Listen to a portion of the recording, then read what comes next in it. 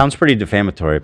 And again, I'm not taking any prisoners. If my attorney thinks there's anything in here, if he thinks that there's like a decent shot of defamation, I'm suing this fucking piece of shit, this little scumbag. So he is threatening to sue me for defamation on the grounds that accusing someone of supporting genocide is messed up. I can think of something even more messed up than accusing someone of supporting genocide, which is, actually supporting genocide. I can't imagine that it's pleasant to be confronted with the idea that you might be supporting a genocide, so the instinct here to deflect and deny without even offering any sort of actual defense against the points is an entirely predictable response. Noah's arguments against Ethan and his content nuke are so stupid and often plain dishonest that the only explanation I can come up with is that he spent so much time building straw men that his head is now filled with straw to the point that the neurons in his brain are afraid that, were they to fire, his head would become engulfed in flames, Johnny Blaze style.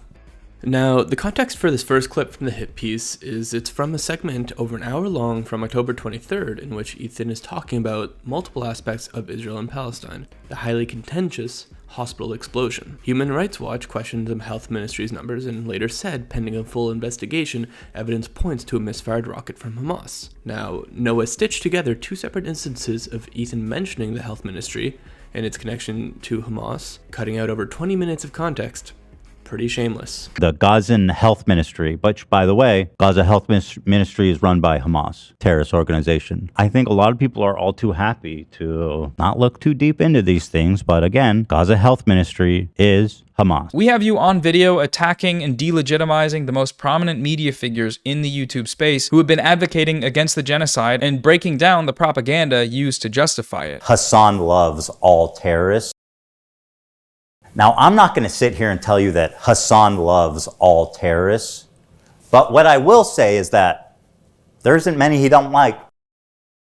We think the Houthis, Ansar Allah, is doing what Luffy would do. You should tell him that. Bro, every time they're releasing hostages, the next wave they're gonna be like, actually, I'm good. Like, I'm staying. Hezbollah is a paramilitary organization. Do we like them or no? They are a terrorist organization. Like they're designated. They are designated by the American state as a terrorist organization. I do not like them then. Well, like I like what you like. I don't have an issue with them. Let's just say. We have you on video running defense for the primary architects of the genocide. Just the other day, Bibi fired a really good guy that a lot of people are pissed about, and he fired him because they had a disagreement, and that's like so Trump coded. Well, he was like a moderating voice in the war room. Yeah. I feel like the reason I brought it up was mainly to express the frustration with Bibi and him firing the one guy that was somewhat, attempting at moderation. It wasn't really so much to say Gallant is a good guy. I shouldn't have used that word. That was a bad choice on my part, considering stuff that he has said that I was not even thinking of. Really coming from the concerning feeling of like, we have Trump in office and Bibi just fired the guy that is opposing him. That's all I was trying to say, but I do understand that was not a good choice of words and I would not have said that again. So I'm stepping away for a little while from being on camera and being on the podcast. He suggests Ethan's goal all along is actually to support Destiny, not by showing them talk to one another or voice support for one another, but by showing that the Destiny subreddit mentions Ethan and the topics he has covered. Aside from proving nothing with that, it also does nothing to reject any claims Ethan makes in his content nuke. In this Instagram story, Ethan asks the question, when did I ever support a genocide? When did we ever back a genocide? I'm sorry. When? Like, show me. I have an answer to that. Let's go over it once again. Ethan Klein was the primary signal booster for the smear campaign against pro-Palestine activists that was orchestrated by a group of openly genocidal Zionists during the active genocide of Palestinians in Gaza. Every point raised in his content nuke video was borrowed directly from Destiny and his community regarding Hassan's alleged terrorism support, his alleged anti-Semitism, and his alleged extremist views. Hassan uncritically interviewed this kid for about an hour. It was the most brazen display of disgusting terrorist propaganda that I have maybe ever seen in Western media. Okay, fine. He likes Hamas.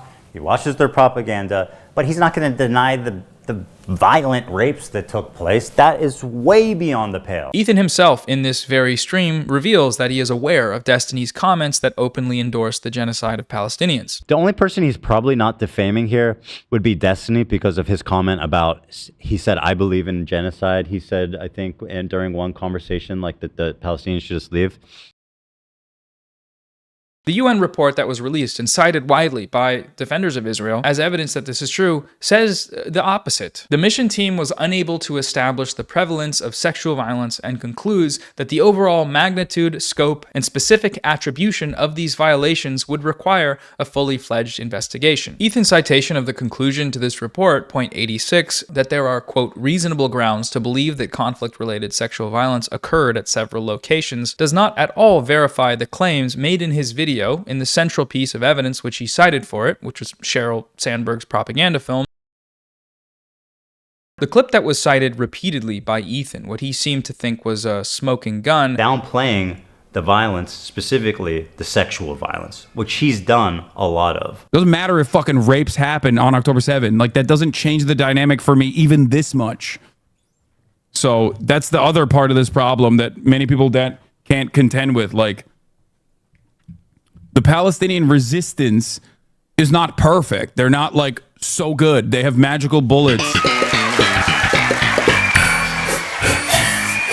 Ethan's presentation of this clip is dishonest, though. It doesn't even matter. None of this justifies that Palestinians have a right to dignity, a right to emancipation, a right to live fucking free lives, free from this occupation. Doesn't matter. Doesn't matter if fucking happen on October 7th. Like, that doesn't change the dynamic for me even this much. What's interesting is that Ethan has showed some level of skepticism for these sorts of allegations before, but only when the victims were Palestinian. Palestinian females freed from Israeli detention said more than 15 fellow Palestinian women were raped by Israeli interrogators to force them to confess to charges leveled against them and collaborate with the Israeli intelligence. Quote, Israeli investigators and intelligence officers keep videotapes of raping to blackmail the female detainees. So according to, I guess, this website, this doesn't seem like super credible, at least, or it might be credible, but you have an issue with CARE or Islam.net?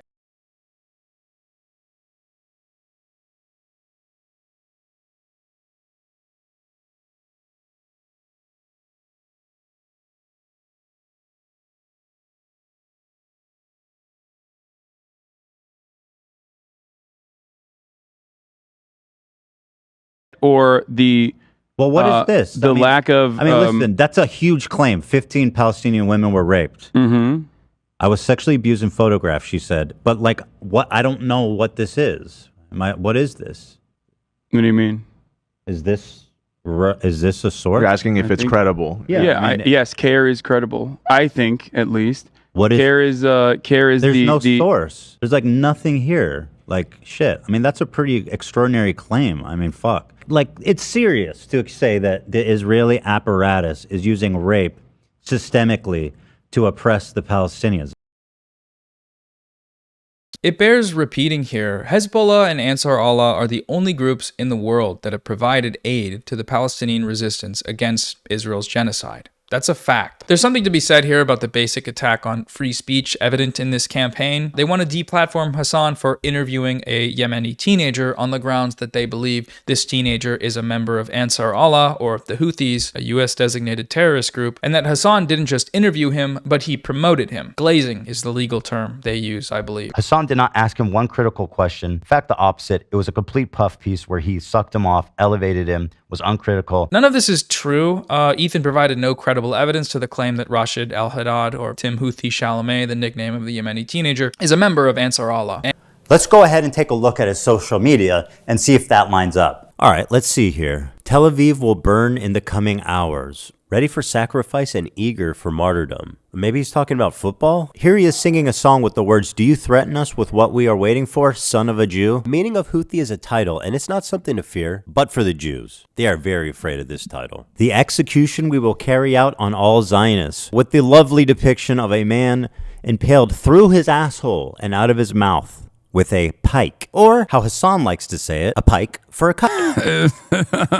Okay, why would he retweet this article called "Houthis Use Social Media to Boost Global Prominence and Support"? Israel falls. Wait for the new operation in Tel Aviv. The Jaffa drone, which no Israeli defense can stop. The ships we bombed and sank. I know the red arrow is supposed to be a cool military Hamas thing. This is a butt plug. Just saying.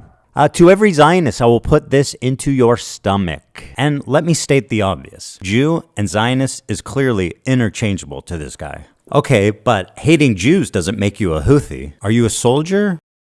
Yes. That seems pretty definitive. You know what makes you a Houthi? Being a Houthi. At least one of the two of them is being honest about it. No way! Yeah. That's sick. Yes. That's fire. And that's so fire. Oh my God. We think the Houthis is doing what Luffy would do. But even if that hadn't happened, and even if he were a member of the Houthis, calling for deplatforming on those grounds is a basic violation of free speech. يوم سيطرنا على الخوبة بآلي ما نبالي بالهرب والمدفعية That's right, my friend. Hassan just played straight up terrorist propaganda without even being there to analyze it. Surely this must be against terms of service. Twitch does not allow content that depicts, glorifies, encourages, or supports terrorism or violent extremist actors. For example, displaying or linking terrorist or extremist propaganda even for the purpose of denouncing such content. Denouncing? Okay, but what's the rule for endorsing it? Is that okay? The answer is yes, as Hassan was never punished for this blatant violation of Twitch community guidelines. Got it. So denouncing terrorism is bad. Don't do that. Endorsing terrorism is good. Okay, got it, Twitch. What is going on?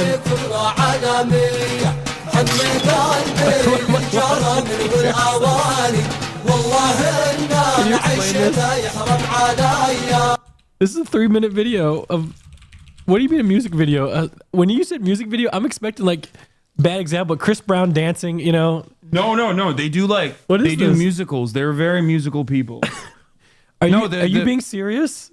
Dog, what do you look? You think I made this? This isn't music. I know they're singing, but I'm seeing just guns and shoot. This isn't a music video, Hassan. Ethan here might argue that he does have a stake in the pro-Palestine movement, as he has referred to himself as a stalwart ally to this cause. I've been a stalwart supporter of the Palestinian cause for many years. This raises some questions, to my mind, namely, how? What did he do to be able to bestow upon himself the label of stalwart ally? Calling yourself an ally is already... what are you doing? But in this case, especially, what are you do? What did you do? What did he do? You know what? Let me do this. Before I even talk about this, let me just tell you, first of all, just so it's not ambiguous about how I feel about this situation as a whole. Okay? Let me just say this. Fucking disgusting weirdos. I tweeted this. I think this was when the IDF blew up some apartment building or some fucking horrific shit in Gaza a few years ago. I said the Israeli government's making me sick. Even if Hamas is operating as civilian buildings, it doesn't justify the total destruction of that building. It's inhumane. Netanyahu is a piece of shit warmonger. It needs to go. As a dual citizen, I love Israel and the Israeli people. They deserve a government that actually believes in peace and not force and violence. The ultra-right Jewish settlers are among the greatest provocateurs in the world. They're shameless, hateful, fueled by religious zeal, and enabled by the Israeli government. I wish the settling and repositioning of Palestinian land would stop. I wish the bombing in Gaza would stop. Gazans deserve to live a life free of fear. For all the crimes Hamas has committed, we must always remember that they are not Palestine. The Israeli government holds all the power, and it is on them to stop the violence and show a true willingness for peace. Okay.